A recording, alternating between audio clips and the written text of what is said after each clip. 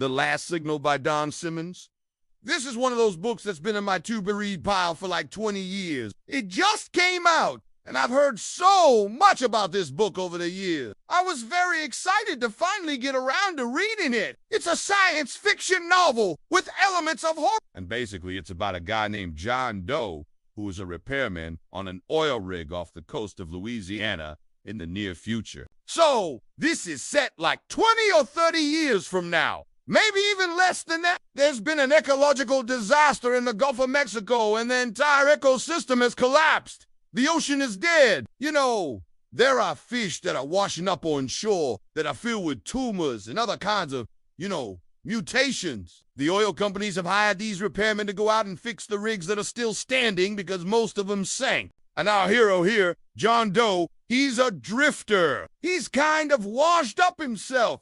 He doesn't have any real prospects. He goes out and he fixes the rigs. Along with him is a crew of 3 other people. One is an explosives expert named Boomer, another guy named Wayne, who operates the crane. And then also, there's a teenager, a kid named Gator, who's like a runaway hitchhiked onto the rig. They're reworking on one of the rigs and they hear a distress signal coming from beneath the water. They're able to find the source of the signal, which is an underwater city called Atlantis. But it turns out to be an abandoned city. Or is it? Because once they dive down and start exploring this place, they realize that some people are living down there. There's a couple of survivors. I don't want to give too much away, but they seem to be descendants of people who were, genetically engineered to live underwater, who were part of an experiment that was going on in this underwater city when the ecological disaster happened. And they seem to be living a pretty simple life. That kind of they worship these computers as gods. But our crew starts to get picked off one at a time. And so our hero, John Doe, he starts investigating what's going on. And he finds out that not only are there these human descendants living down there, there's also something else. There is something else that lives in the depths of the ocean that seems to be responsible for the collapse of the ecosystem and also the death of one of the crew members. As I said before, the main character's name is John Doe, and that is a clue as to what I thought about this character, because he really doesn't have any distinguishing characteristics. I think he may be like the dumbest character that I've ever read about. He does nothing but whine throughout the entire story. Every situation that he finds himself in, he always says things like, "I never wanted this. How did I get here?" Like he's never responsible for anything that happens to him. He's never done anything to deserve his fate. He's just a victim of circumstance. He has a flashback early on in the story where he remembers how he got to this point in his life.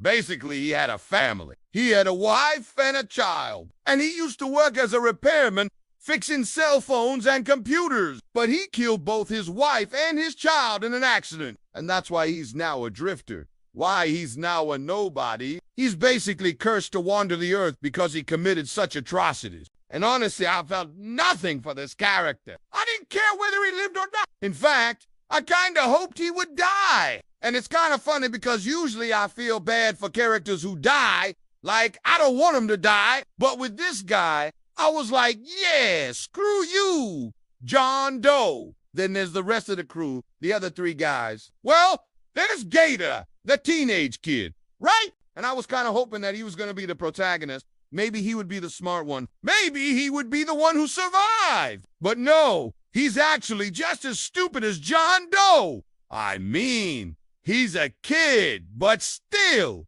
he's even dumber. He's even more of a victim than John Doe is. Then there's the other 2 guys, Boomer and Wayne. Wayne's kind of a redneck. He's a religious fanatic, and Boomer is a recovering drug addict. So they're all equally screwed up, right? They're all equally damaged goods, and they're all equally helpless. Nobody in this story is competent.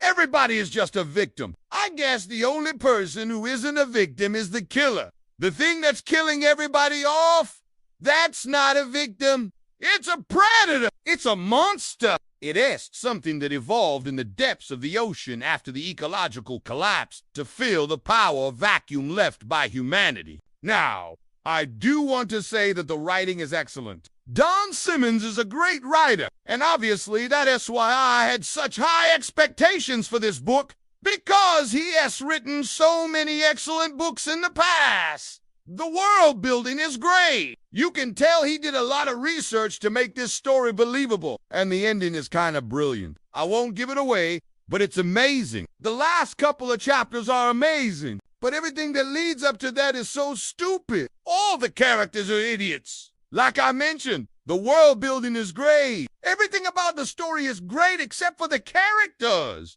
Like, I wouldn't mind if this was a zombie story. Like, if it was just mindless zombies running around. If the characters weren't so stupid, it could have been great. But because they're so stupid, it's hard to root for them. The reason I'm giving this book a 3 instead of a 1 is because of the last couple of chapters. If the rest of the book was like that, it would have been a 5.